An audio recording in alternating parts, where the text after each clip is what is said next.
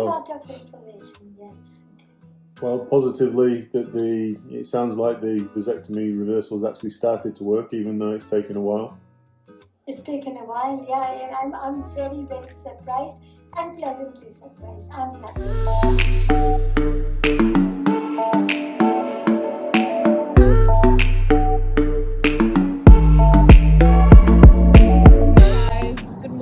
Welcome to the channel. It is currently 10:53 a.m. and we are on our way to Sheffield. So today is the day, well, today we start the journey to, is it the journey to, well, the journey to having kids, or journey to Sheffield.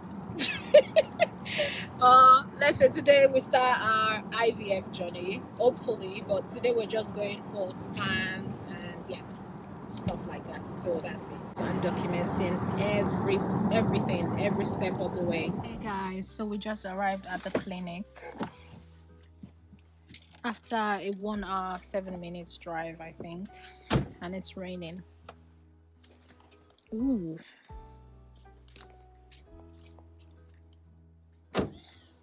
That's my husband. Hello. I look to dress for the occasion. Oh, I like it. Good morning. So, Joy, is that your surname? Is that what you want to be known as? Yeah, because I haven't changed my name yet. You've not changed your name, so you're going to come through clinic with that. Yeah. That's fine. Yeah. If you were to wanting to, obviously, are you actually married? Yes. Stated that you're married on your reg form. Yeah. Hey guys, good afternoon. Welcome back to the channel. So I did not update you guys after the scan, or after the scan appointment we had the last time. I think the scan was to check my ovaries and stuff, and we're having a virtual consultation today. We're having an online consultation today.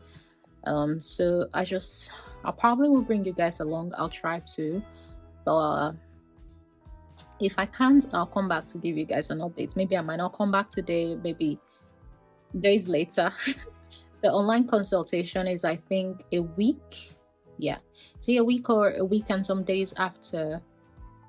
Yeah, I think it's a week after I had the scan. So we'll be having the consultation at 2 p.m. Probably film it if I can, but if I cannot, I'll just keep you guys updated. So I think in this conversation we're going to know the results of the scan, and also Andy did some tests as well. They also did some blood tests for me. So I think we'll probably get to know all that and know if we're going to continue with the whole IVF thing. So yeah, fingers crossed. Okay. Oh,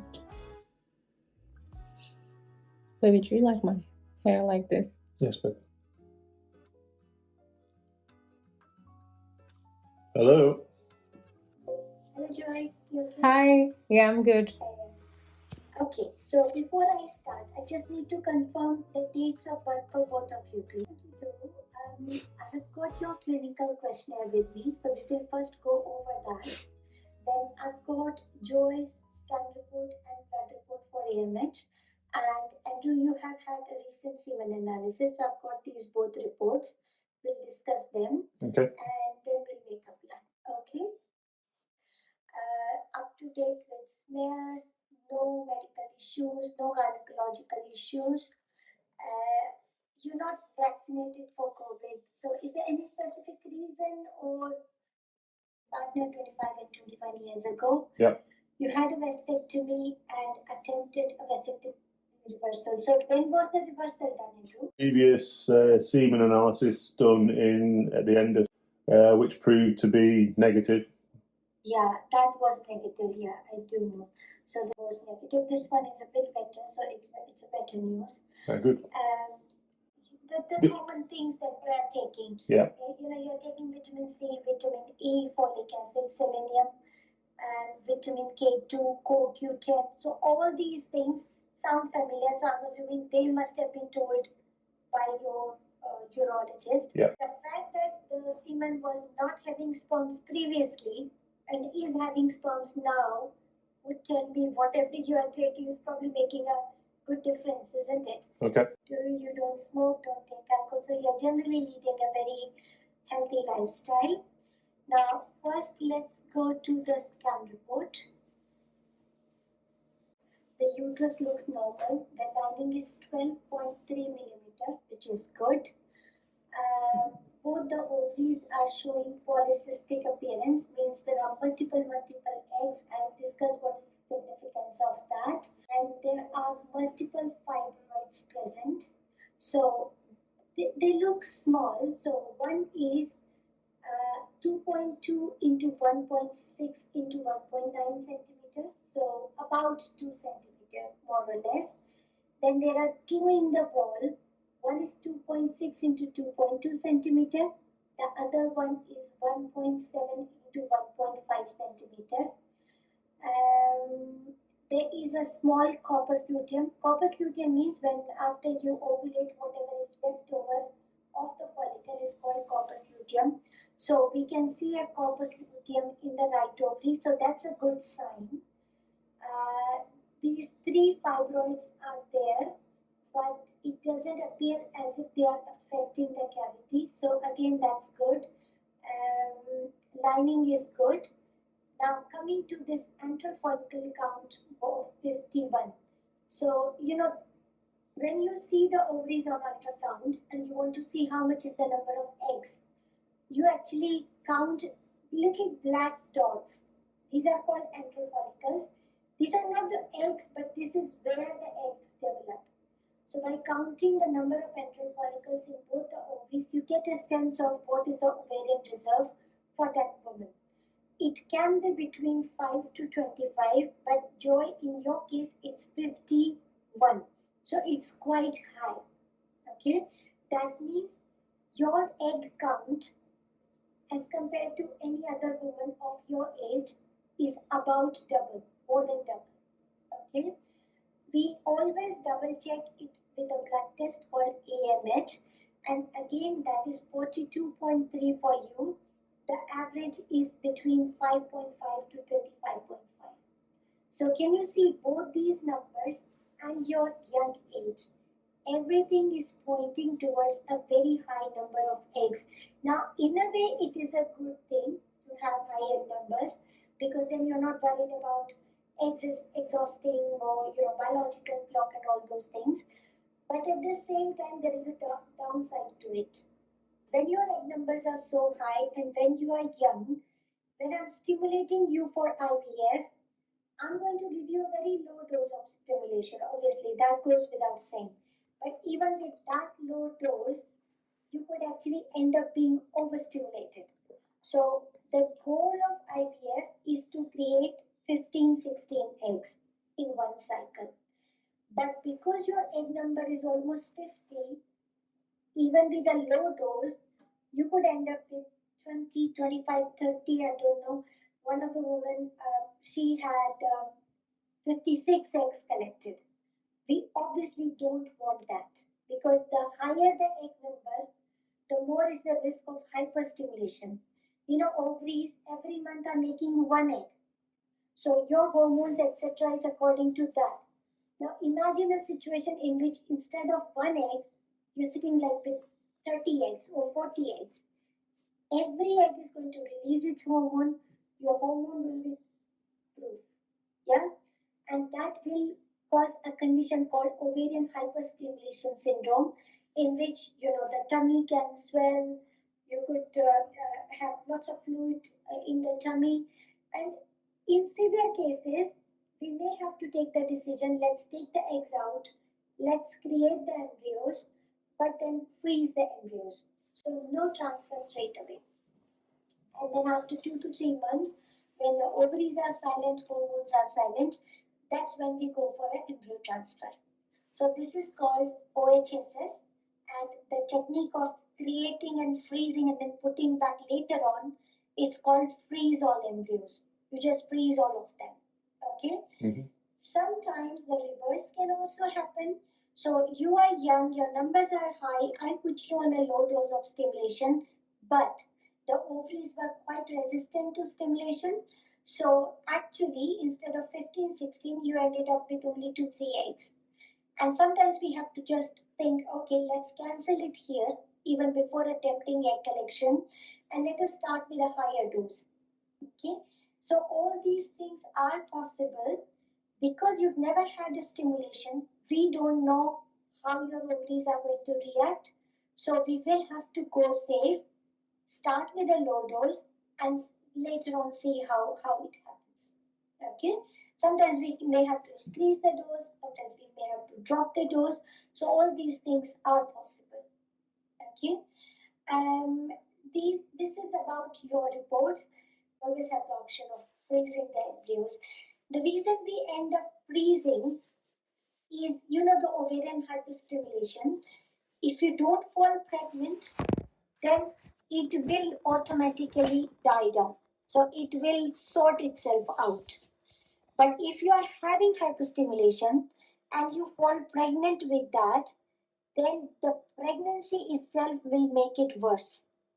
So when somebody has got high egg numbers, we don't want her to fall pregnant in that cycle. So that's why we end up freezing all the embryos.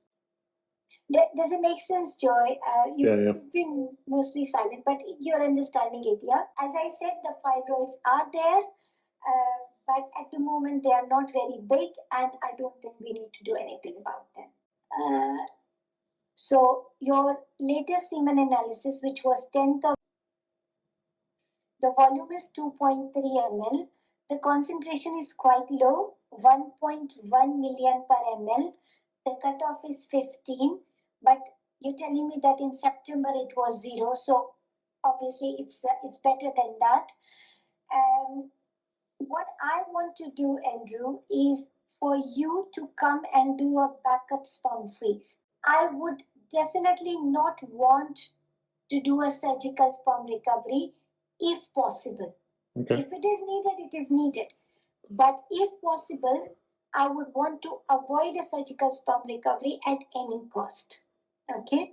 So because your most recent semen analysis does show sperms, although they are quite low, I would say we get a sperm sample frozen.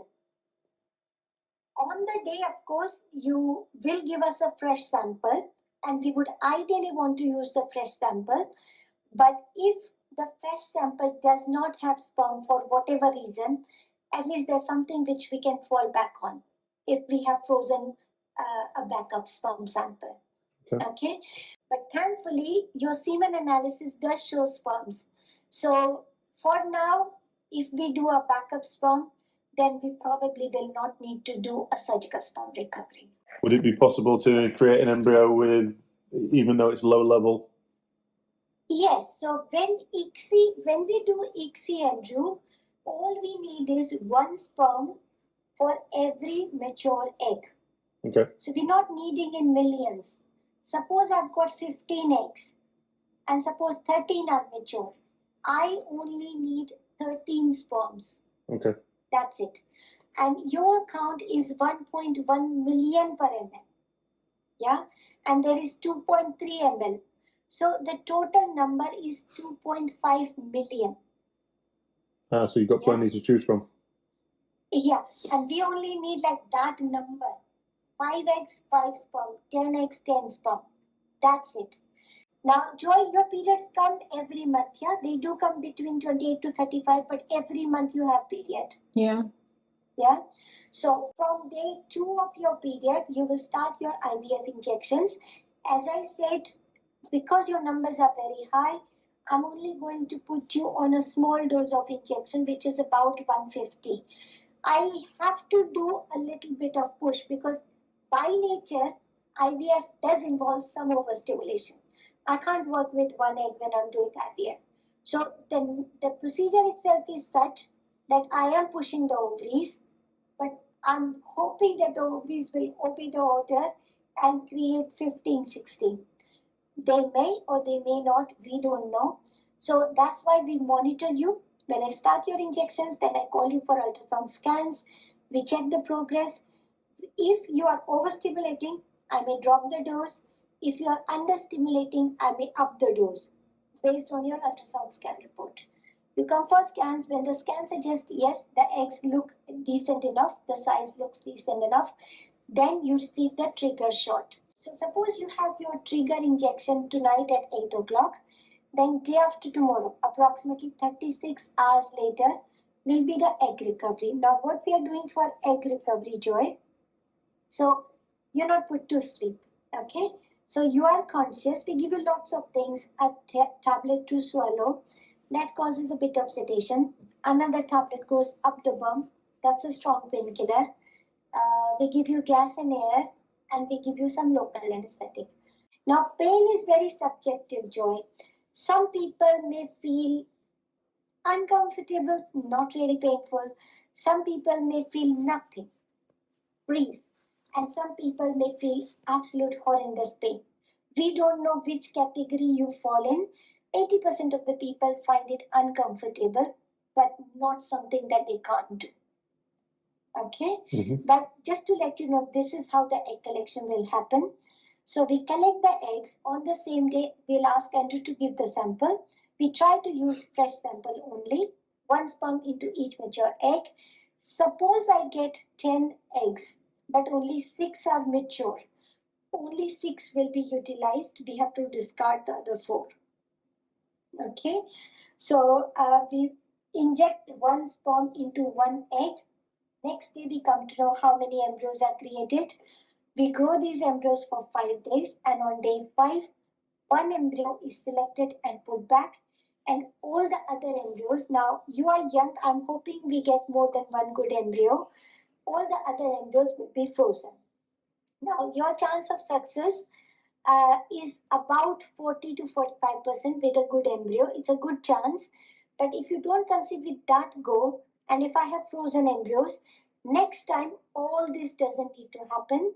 We give you some tablets, make the lining thick, and the frozen embryo will be transferred. Okay? So next time life is very simple.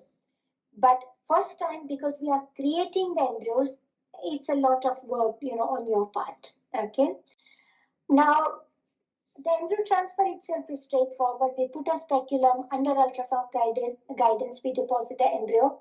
You go home and you take support medication for 2 weeks and then do a pregnancy test. So this is the treatment. What all can go wrong?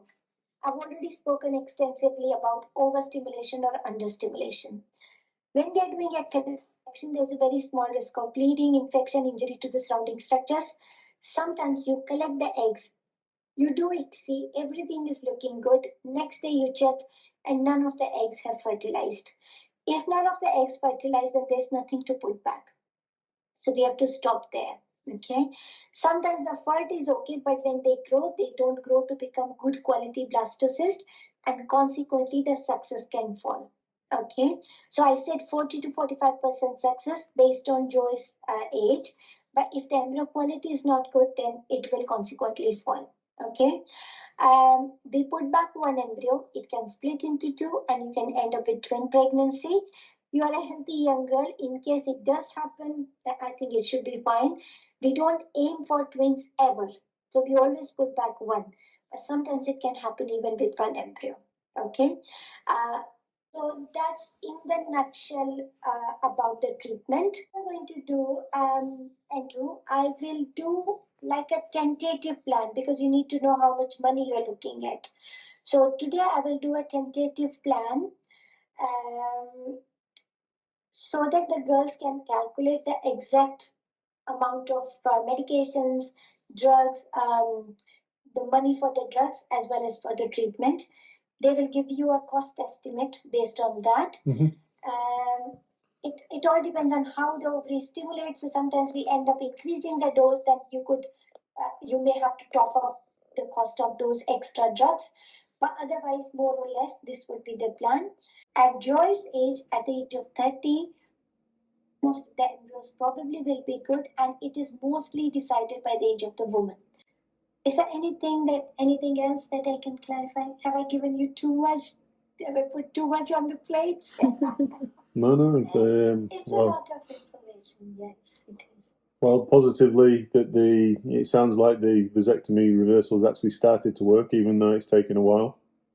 It's taken a while, yeah, and I'm very, very surprised and pleasantly surprised. I'm happy with that because it's not fun having the SSR. Are you taking folic acid, Joy? No.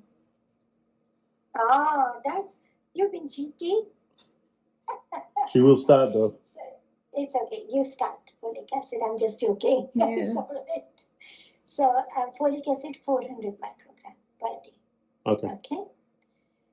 Anything else that you want to know? No, it's been explained very well. Thank you. Okay. All right then. Bye for now. Bye now. Bye.